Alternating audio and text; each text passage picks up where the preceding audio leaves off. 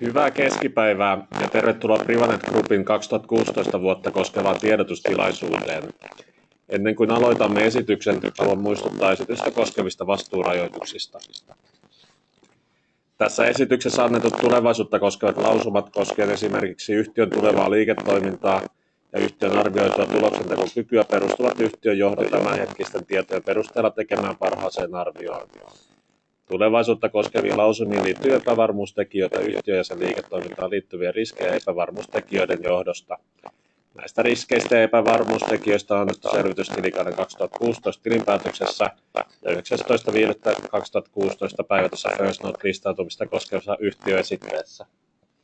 On olemassa riski siitä, että tulevaisuutta koskevat lausumat eivät toteudu odotusten mukaisesti yhtiön ja sen liiketoimintaan liittyvien riskien vuoksi. Yhtiö vastaa tulevaisuutta koskevien lausumien päivittämisestä uuden tiedon tai tulevien tapahtumien perusteella, ellei sääntely edellytä tietojen julkistamista. Tilaisuudessa käydään läpi yhtiön johdon toimesta vuonna 2016 keskeisiä tunnuslukuja ja liiketoiminnan kannalta merkittävimpiä tapahtumia esityksen sivulla 3 mukaisesti. Kun esitykset on pidetty, osallistujalla on mahdollisuus esittää kysymyksiä esiintyjille.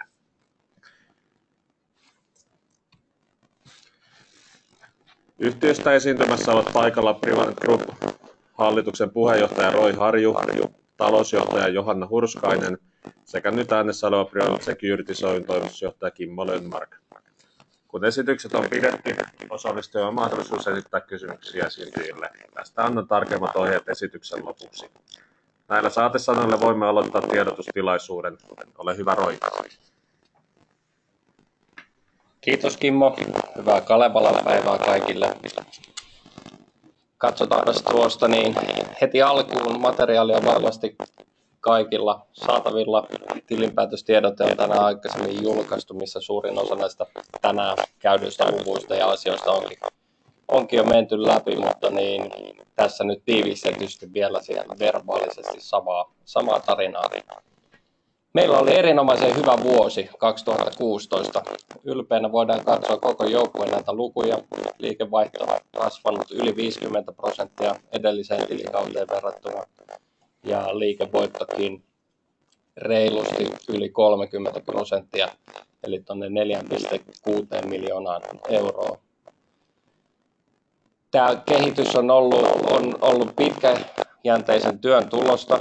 Ollaan systemaattisesti kasvatettu eri tukijalkoja liiketoiminta-alueissa, niin omaa tasekauppaa kuin välitystoimintaa, kuin sitten tietysti uutena myöskin joukkorahoituslain mukanaan tuomia joukkorahoitukseen liittyviä uusemissioita on aktiivisesti lähdetty tekemään ja huomattu erinomaisen hyvää kehitystä sillä puolella.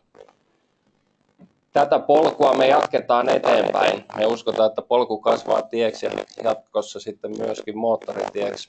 Tämä on hyvä alku, mutta ei luonnollisesti tyydytä tähän kehitykseen. Mennään eteenpäin vaan. Viime vuosi oli tärkeä ponnistus myöskin meille yhtiön sisäisesti. Käytiin todella tiukasti kaikki omat prosessit, liiketoiminta-alueet läpi. Samassa yhteydessä, kun lähdettiin listautumaan Helsingin First Noteen.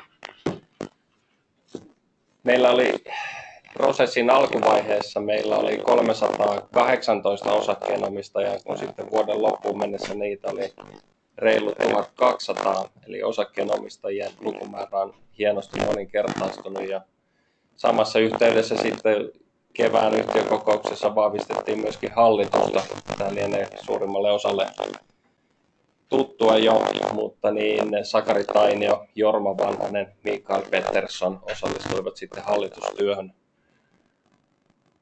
tuosta keväästä lähtien. Heille myöskin iso lämmin kiitos koko viime vuodesta ja mahtavaa, että kaikki ovat osoittaneet halukkuutensa myös jatkaa tulevalla tilikaudella.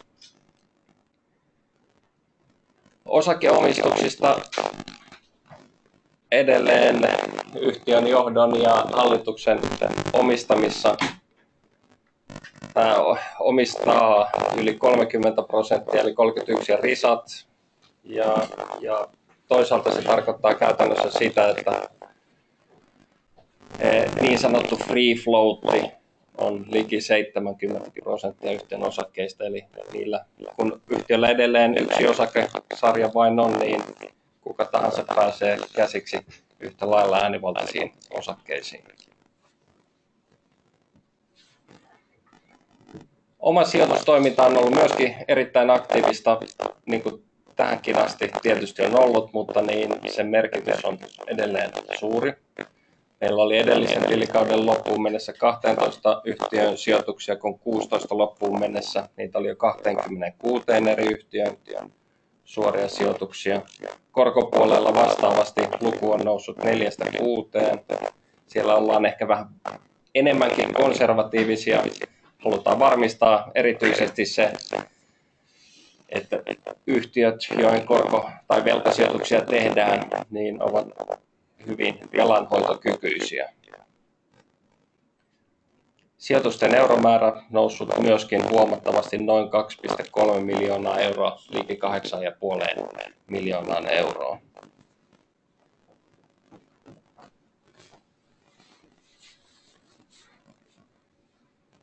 Muutama sana sitten yleisesti, mitä kaikkea viime vuoden aikana on tapahtunut, niin ehkä semmoinen silmiinpistävin luku on ollut toi koko tilikauden aikana tehdyt sijoitukset Privanetin kautta on noussut yli 100 miljoonan euron, josta tietysti osa kohdistuu tuonne Privanet Securitiesin kauppapaikalle. Tästä graafista voidaan nähdä tietysti DNA mukana tuomat. Finda ja PHP Holding on hyvin edustettuna siellä top 16, mutta myöskin sitten ihan mielenkiintoisia muita isoja yhtiöitä listalta löytyy, VVO, Sato ja niin edelleen. Erittäin paljon mielenkiintoisia listaamattomia yhtiöitä, joissa edelleen kasvuvaraa löytyy. Tämän lisäksi sitten tietysti oma sijoitustoiminta on ollut aktiivista ja Aroundin kautta, eli joukkorahoituksen mukanaan tuomat suorat kohdesijoitukset sitten suomalaisiin kasvuyhtiöihin. Yhteensä tosissaan 49 eri yhtiöön on tehty tai käyty kauppaa tuolla Privanetin kauppapaikalla, ja tämäkin luku on ollut jatkuvasti nousussa, ja sitä kautta myöskin sitten välityspalkkiot on nousseet noin 17%.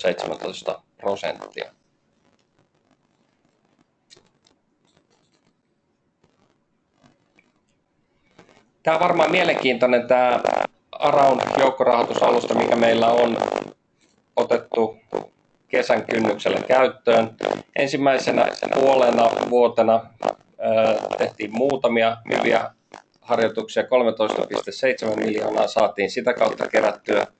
Ja ollaan huomattu, että mitä pidemmälle aika kuluu, niin sitä enemmän ja enemmän ne kiinnostaa yleisöä ja sijoittajia. Ja nyt voidaan sanoa, että ensimmäisen 2 kuukauden aikana on jo kerätty yli 4 miljoonaa euroa Aroundin kautta. Tämä on selkeä kasvutrendi, minkä me uskotaan, että pystytään ylläpitämään sitten myöskin loppuvuonna vastaavanlaisesti.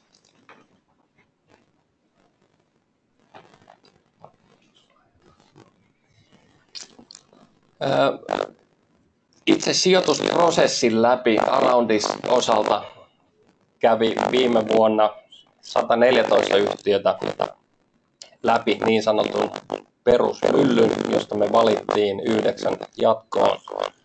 Ja onnistumisprosentti meillä oli toistaiseksi hieno, tasan 100, ja keskimäärin anti ylimerkittiin 73%.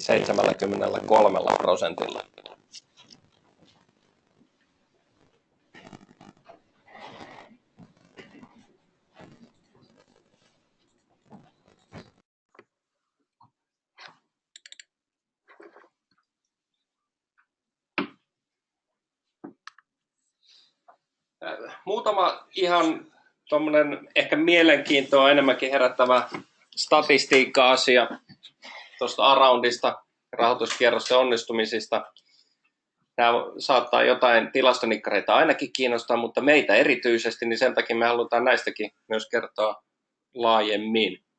Eli Rahoituskierroksiin keskimäärin osallistui 181 sijoittajaa ja vuoden aikana sitä kautta, Aroundin kautta tehtiin yli 1600 sijoitusta. Yhden emission keskimääräinen koko oli noin 2 milliä ja keskimääräinen sijoitus hieman alle 9000 euroa, joskin mediaani sitten selvästi pienempi tuossa 3200 euron kieppeillä. Mutta merkittävää on myöskin, että niin sanotut isommat sijoittajat ovat löytäneet alustan ja ottaneet omakseen suomalaisten kasvuyhtiöiden rahoittamisen. Asiakasmäärät on myös olleet tasaisessa kasvussa koko vuoden ajan.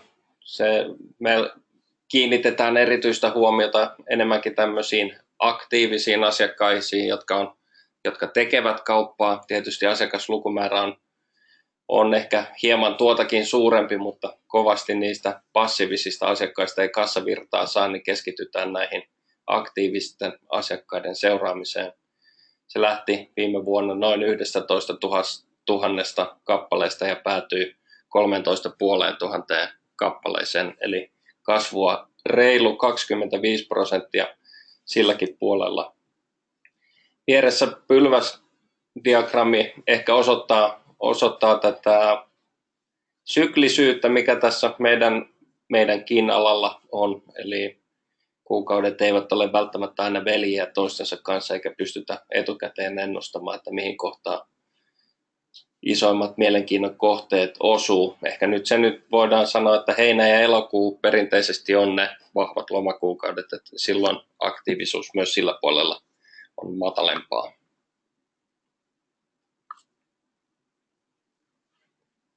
Henkilöstöä, jos katsotaan, niin oikeastaan voidaan todeta jo se, että kun päätöstä lähdettiin tekemään listautumisesta First Notiin, niin tiedettiin jo siinä vaiheessa, että erityisesti hallinnon puolta tullaan vahvistamaan. Ja se näkyy sitten tietysti henkilöstön kehitysmäärässä. Ollaan noustu 28-41 ja lisäksi sitten vielä siinä myynnin puolelta 6 sidonnaisasiamiestä lisäksi. Konttoriverkosto kasvanut 9-11, joten silläkin puolella ollaan saatu lisää palvelupisteitä Suomenniemellä. Tähän liittyen ehkä voidaan sanoa se, että edelleen jatketaan kasvuhakuisesti tuolla konttoripuolella heti kun löydetään hyviä henkilöitä jakamaan meidän tarinaamme asiakaskunnalle, niin ilman muuta ollaan halukkaasti konttoreita lisää Suomeen tuomassa. Ja ehkä tähän sivukaneettina myöskin huomiona, että minkä takia henkilöstön määrä on noussut, niin ollaan myöskin tekemässä merkittävää siirtoa, eli aikaisemmin ulkoistettu kirjanpito ja taloushallinto otetaan kokonaan sisälle sitten Oulun yksikköön.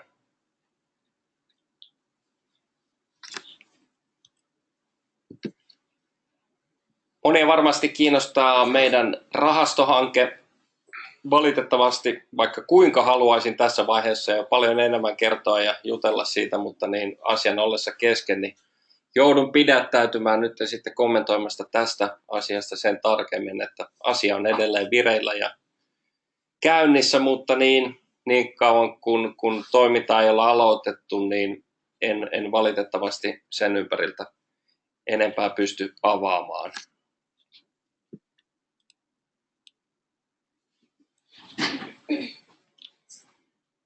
Sitten otetaan kiikarit ja katsotaan tulevaisuuteen 2017 osalta. Edelleen nähdään sekä sijoitustuotteille, yleisesti tälle rahoituspalvelun järjestämiselle kotimaisille yhtiöille niin voimakasta kiinnostusta. Ja nähdään, että se tukee kyllä Privanetin kasvua myöskin lähitulevaisuudessa. Ei ole mitään syytä epäillä, etteikö kohdeyhtiöitä, jotka rahoitusta tarvitsee, tulisi jatkossakin enenevissä määrin meiltä rahoitusta kysymään ja samoin Samoin, jos trendejä uskotaan, niin myöskin asiakasmäärät tulevat olemaan kasvussa. Me ei lähdetä erikseen erittelemään H1 tai H2 tulosmielessä, mutta niin alustavien markkinatutkimusten ja analyysien perusteella ollaan tultu siihen lopputulemaan, että maltillisella kasvu-uralla pystytään selvästi jatkamaan ja tavoitellaan 5,5 miljoonan euron liiketulosta kuluvalta tilikaudelta. Aroundi varmasti vahvana driverina siinä mukana. Uskotaan selvästi, että päästään kovempiin lukuihin kuin sitten mitä tuossa niin sanotusti starttivuonna, ja siellä targetti 25-30 miljoonaa haarukassa. Näillä eväillä yksinkertaisesti eteenpäin, ja tähän loppuun sitten Lönnmarkin Kimmolla muutama ohjeistus vielä sitten tähän lopun kysymyksiä osioon, jossa sitten kysymyksiin vastailee lisäkseni Lönnmarkin Kimmo ja talousjohtaja Johanna Hurskainen. Kiitokset Roy. Eli nyt tilaisuuden esitykset on pidetty ja siirrytään tosiaan kysymysosioon. Mikäli haluatte esittää kysymyksen, tulee teidän painaa ohjauspaneelin vasemmassa sivupalkissa olevaa niin sanottua viittausnappia, jossa näkyy tällainen kädenkuva. Voidaanko esittää sen kysymyksen? Teillä tulee luonnollisesti olla käytössä mikrofoni, joka on kytketty myös päälle. Annan puheenvuoron täältä viittausjärjestyksessä kertomalla kysyjän nimen ja organisaation. Rajoitetun ajan vuoksi niin pyydämme, että esitätte korkeintaan 2 kysymystä, ja jos sitten lopuksi jää jäljelle aikaa, niin voitte esittää lisäkysymyksiä. Ja ne osallistujat, jotka osallistuvat nyt matkapuhelimen kautta, saavat esittää kysymyksen sitten lopuksi, eli avaamme sitten lopussa kaikkien linjat auki, jolloin kysymyksiä voi vapaasti esittää.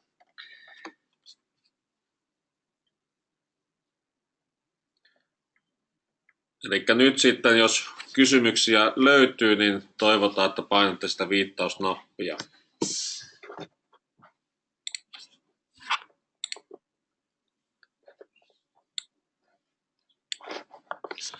Eli sieltä ensimmäisenä niin Jarno Suoninen esittää kysymyksen.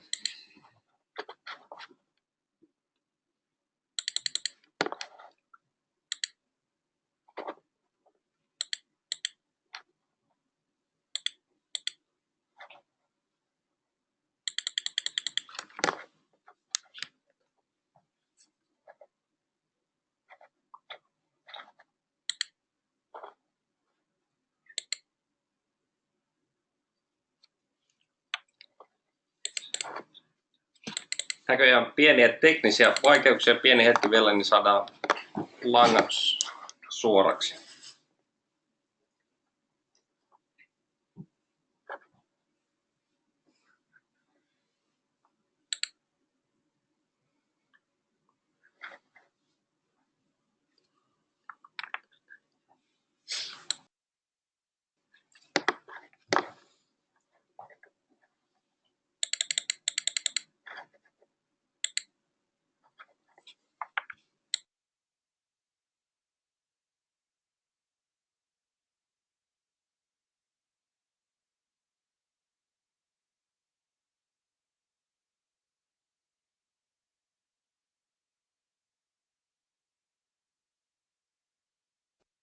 Okei, kuuluuko nyt? Nyt kuuluu ainakin tänne päin. Hyvä. Eli 2 kysymystä oli, mitä sai esittää per osoittaja, eikö niin? Niistä. Okei, lähdetään ensimmäisenä tämmöisellä kysymyksellä kuin osinkojen jakopolitiikka. Onko tähän tulossa muutosta, eli onko aikomusta siirtyä niin sanottuihin kvartaaliosinkoihin tai puolivuosittain jaettaviin osinkoihin, kuten esimerkiksi Verkkokauppa.com teki tuossa ihan äskettäin ja siirtyi kvartaaliosinkoihin? Joo, aika ajoin tämmöisiä kysymyksiä nousee esille. Toistaiseksi yhtiö jatkaa tällä valitulla tiellä. Kerran vuodessa maksaa osinkoja, ja sitten tietysti luonnollisesti yhtiökokouksessa mielellään osakkeenomistajia kuulla asian tiimoilta, jos niin sanotusti painetta tiheämpään maksuun olisi. Okei, selvä. Ja sitten toinen kysymys on ihan tämä mustamaalaus, mitä nyt on ollut lähinnä parin tahon puolelta, eli Kauppalehti näyttäisi olevan ja sitten tämä Pyysingin Aki. Tullaanko näihin puuttumaan ja oikeusteitse vai miten tähän tullaan sitten puuttumaan, että nämä kuitenkin tekee tappioita tämmöiselle aktiiviselle sijoittajille, joilla ei ole sitten parempaa ymmärrystä ja liikkuvat sitten tämmöisten huhujen ja muiden epämääräisten puheiden perusteella. Joo, nämä on kieltämättä erittäin ikäviä ja turhauttavia ja turhaa työtä ennen kaikkea aiheuttavia asioita. Ja voitte kuvitella, että täällä päässä se ottaa enemmän kaalia vielä kuin ehkä muualla. Tässä vaiheessa nyt oikeastaan se, mitä me ollaan tehty, niin tietysti ollaan vastattu näihin kirjoituksiin lehdistön kautta, koitettu oikoa näitä väärinkäsityksiä ja väärinymmärryksiä ja ehkä jopa huhujakin, mitä sitten siellä on esitetty, mutta niin lähdetäänkö näitä prosessoimaan siitä eteenpäin, niin siihen mä valitettavasti tässä yhteydessä voi vastata. Okei, hyvä, kiitoksia. Mä annan vuoron muille sitten.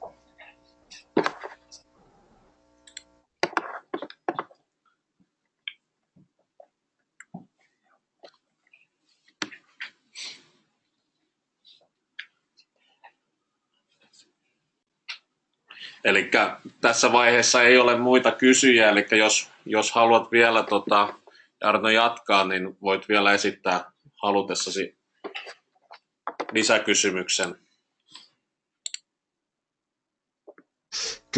Kyllä mulla näitä kysymyksiä täällä on melko lailla, mutta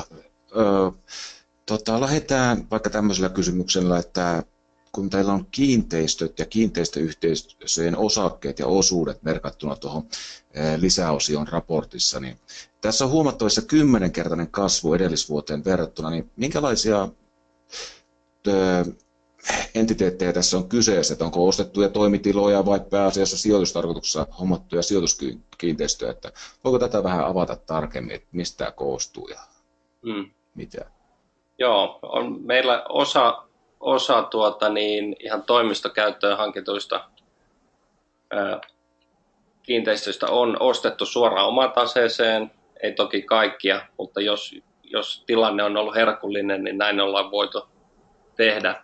Mutta lähtökohta on tietysti se, että jokainen euro, mikä kassasta meiltä ulospäin lähtee, niin on tarkoituksella lähetetty matkaan, että se tulee useampana takaisin. Eli ne on ihan sijoitustarkoituksessa kaikki lähdetty tekemään. Hyvä, kiitoksia. Tämä valaisi jonkin verran.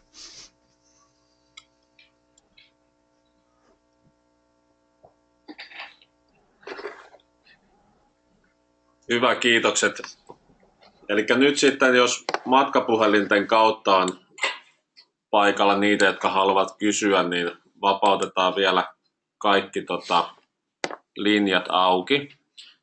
Ja sieltä tietysti nyt kun kaikki linjat vapautetaan, niin joudutaan kunnioittamaan sitä, joka nyt sitten suunsa ensimmäisenä avaa. Eli olkaa hyvä, voitte esittää kysymyksen.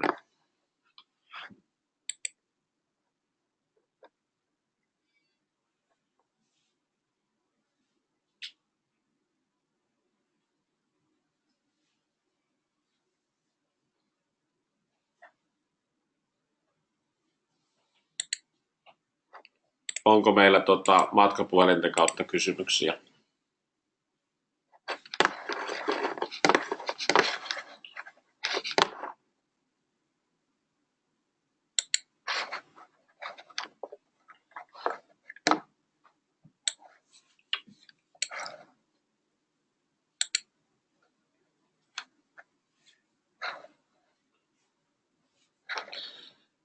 Ei ilmeisesti ole tässä vaiheessa. Jos nyt joku ei päässyt esittämään kysymystä, niin luonnollisesti vastaamme kyllä kysymyksiin tilaisuuden jälkeenkin. Ensisijaisesti tietysti kysymyksiä voi esittää sähköpostilla meidän suuntaamme, eli roi.harju@privanet.fi, tai sitten vaihtoehtoisesti tietysti soittaa ja haastatella vielä meitä jälkikäteenkin. Kiitokset kaikille osallistujille ja hyvää vuoden 2017 jatkoa.